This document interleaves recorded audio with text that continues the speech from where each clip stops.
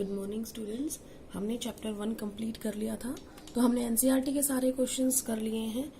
बाकी आज मैंने कुछ एक्स्ट्रा क्वेश्चंस लिखे हैं जो बोर्ड में पूछे गए हैं, तो बोर्ड के हिसाब से ये क्वेश्चन है कुछ, तो उनके जवाब और उनको मैं आज समझाऊंगी और आपने ये क्वेश्चंस अपनी नोटबुक में भी लिखने हैं। और मैंने दोनों का लिखा है, हिंदी मीडियम इंग्लिश मीडियम। तो जो हिंदी मीडियम है वो हिंदी वाला उतारेंगे और जो इंग्लिश मीडियम वाले हैं वो इंग्लिश में जो लिखा है। रिएक्शंस दोनों के लिए बराबर होती हैं। तो पहला है क्वेश्चन, अभिक्रियाओं के नाम लिखिए। Tell the name of the type of reaction. तो ये रिएक्शन दे रखी है, तो अब आपने बताना है कि कौन सी टाइप की अभिक्रिया है ये। तो ये देखो, इस साइड भी कितने अभिकारक है? 2। इस साइड भी कितने अभिकारक है? 2। तो इसका मतलब संयोजन तो नहीं हो सकती क्योंकि उनमें तो बढ़ते हैं प्रोडक्ट्स, और वियोजन भी नहीं हो सकती क्योंकि उसके अंदर टूटते हैं। तो इसका मतलब बची कौन सी? विस्थापन और द्विविस्थापन। तो एक है यौगिक, एक है तत्व, और इस तत्व ने आयरन को उसकी जगह से हटा दिया है। इसका मतलब ये कौन सी टाइप की अभिक्रिया हो गई? विस्थापन अभिक्रिया। जब कोई तत्व किसी दूसरे तत्व को उसकी जगह से हटा देता है तो उसे हम बोलते हैं डिस्प्लेसमेंट रिएक्शन।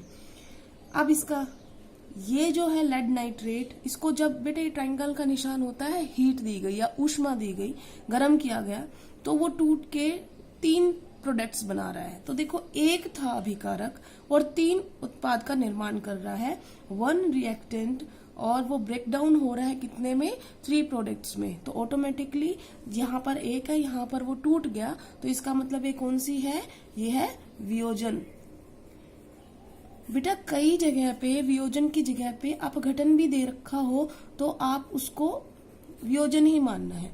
वह बाकी आप यह कंफर्म करने के लिए आपको पता ही है इंग्लिश में उसे क्या बोलते हैं? डिकम्पोजिशन। कई बार वियोजन की जगह पे अपघटन भी लिखा होता है, वही मतलब होता है। डिकम्पोजिशन का भी दूसरा नाम अपघटन है। अब बात करते हैं इसकी। एक अभिकारक टूट के 2 प्रोडक्ट दे रहा है, ठीक है ना? एक रिएक्टेंट 2 प्रोडक्ट्स। तो ये कौन सा हो गया? फिर से ये हो गई हमारी वियोजन अभिक्रिया, और इसको हम इंग्लिश में क्या बोलते हैं? डिकम्पोजिशन। उसके बाद N2 + O2 gives NO, nitrogen का ऑक्साइड है। तो अब ये देखो, यहाँ कितने थे? 2। यहाँ कितना है? 1। तो ये 2 अभिकारक मिलकर एक उत्पाद का निर्माण कर रहे हैं। 2 reactants combine to form 1 product. तो ये कौन सी हो गई? कंबाइन कर रहा है। कंबाइन कर रहा है तो इसका मतलब संयोजन अभिक्रिया। उसको इंग्लिश में बोलते हैं कॉम्बिनेशन रिएक्शन। अब इसकी बात करते हैं। यहाँ पर देखो, barium chloride, potassium sulphate, barium sulphate, potassium chloride. इस साइड भी 2 उत्पाद है, इस साइड भी 2 अभिकारक हैं। तो इसका मतलब दोनों साइड बराबर है, तो संयोजन वियोजन का तो केस ही हटा दो। और अब देखो, ये भी यौगिक है, ये भी यौगिक है, ये भी यौगिक है और ये भी यौगिक है। इसका मतलब इनका ट्रांसफर हो रहा है एक दूसरे की जगह पे। बेरियम उसकी जगह पे चला गया, बेरियम सल्फेट बना दिया। पोटेशियम क्लोरीन के साथ आ गया तो पोटेशियम क्लोराइड बना दिया। तो इसका मतलब ये कैसी हो गई? द्विविस्थापन, डबल डिस्प्लेसमेंट।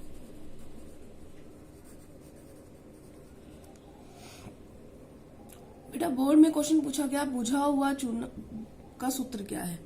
पहले तो ये समझो, बुझा हुआ चूना बोल किसको रहे हैं? तुम चूना लेके आए सफेदी करने के लिए, वो तो बोला जाता है बिना बुझा हुआ चूना, मतलब अभी वो बुझा नहीं है। तो अब उसका इंग्लिश में बोलते हैं हम उसको क्विक लाइम। तो बिना बुझा हुआ चूना होता है कैल्शियम का ऑक्साइड, और जब इसमें हम पानी डाल देते हैं तो वो बन जाता है कैल्शियम का हाइड्रोक्साइड। तो ये दोनों क्वेश्चंस एक जैसे हैं, बस इतना ध्यान रखना है कि जो हिंदी में बिना बुझा हुआ चूना, इसका मतलब अभी उसमें पानी नहीं डाला है, तो वो कैल्शियम ऑक्साइड है, क्विक लाइम बोलते हैं। और बुझे हुए चूने को जब उसमें पानी डाल देते हैं हम, तो वो ऑक्साइड से हाइड्रोक्साइड में कन्वर्ट हो जाता है, तो ये स्लेक्ड लाइम है। अब इससे अगला क्वेश्चन जो बोर्ड में पूछा गया वो था ये थोड़ा अलग टाइप का क्वेश्चन है। क्या है ये? कि सिल्वर ब्रोमाइड सूर्य के प्रकाश में सिल्वर में टूट जाता है और ब्रोमीन में टूट जाता है। अगर अभिक्रिया का प्रकार पूछा होता तो आप बता देते ये वियोजन अभिक्रिया है, डिकम्पोजिशन है, लेकिन अभिक्रिया का उपयोग पूछा गया है, यूज पूछा गया है इस रिएक्शन का। बेटा तो ये रिएक्शन जो होती है, आपने सुना होगा पहले ब्लैक एंड व्हाइट फोटो बनते थे, अभी तो बहुत कम लोग बनवाते हैं, पहले वही बनते थे। तो यही सॉल्यूशन यूज होता था सिल्वर ब्रोमाइड का। तो इसका मतलब ये किस में यूज होती है? श्याम श्वेत फोटोग्राफी,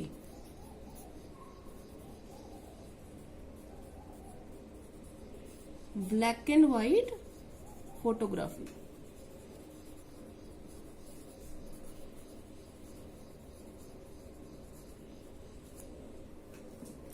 अब अगला क्वेश्चन है, तेल युक्त खाद्य सामग्री को नाइट्रोजन से प्रभावित क्यों किया जाता है?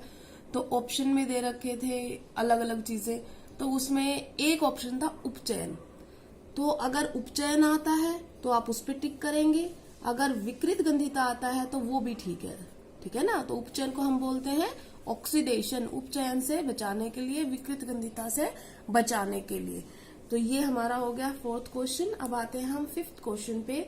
निम्न में से ऊष्माक्षेपी अभिक्रिया, बेटा ऊष्माक्षेपी का मतलब होता है एक्सोथर्मिक रिएक्शन, जिसके अंदर से ऊष्मा निकले, एनर्जी निकले, ठीक है।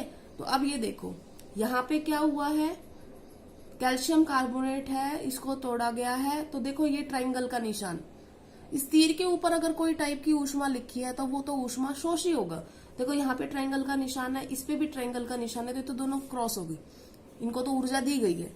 और यहाँ पर देखो सनलाइट है, सनलाइट सूर्य का प्रकाश भी एक टाइप की क्या होती है, ऊर्जा। तो ये तो सीधा ही कट गया। बचा कौन सा? वनस्पति द्रव्य का कंपोस्ट में विघटन।